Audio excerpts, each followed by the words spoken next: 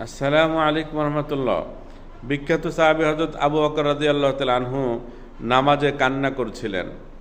নামাজ শেষে একজন সাহাবী জিজ্ঞেস করলেন, আবু বকর, আপনি নামাজে কাঁদলেন কেন?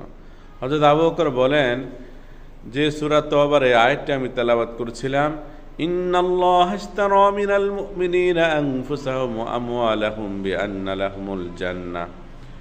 নিশ্চয়ই আল্লাহ তাআলা জান্নাতের বিনিময়ে মুমিনদের জানমাল ক্রয় করে নিয়েছেন। সাহাবী বলেন, এতে তো আনন্দ হওয়ার বিষয়, কান্না হওয়ার বিষয় তো দেখছি না। তখন আবু বকর বলেন যে একটি কথা আমার মনে পড়ে যায়, কিছুদিন পূর্বে একজন মহিলা আমার দোকান থেকে কাপড় ক্রয় করে নিয়ে যায়, তারপর আবার ওই কাপড় ফেরত দিয়ে যায়, বলে যে আপনার কাপড় পছন্দ হয় নাই, আমার টাকা ফেরত দেন। আল্লাহ তাআলা যদি পরকালে ডাক দিয়ে বলে, আবু বকর, তোমার নামাজ পছন্দ হয় নাই, তোমার রোজা পছন্দ হয় নাই, তোমার যাকাত পছন্দ হয় নাই, তোমার দান খয়রাত পছন্দ হয় নাই, আবু বকর তোমার আমল তুমি ফেরত নাও, আমার জান্নাত আমাকে বুঝিয়ে দাও, এমত অবস্থায় উপায় কি হবে? সেই জন্য আমি কান্না করছিলাম।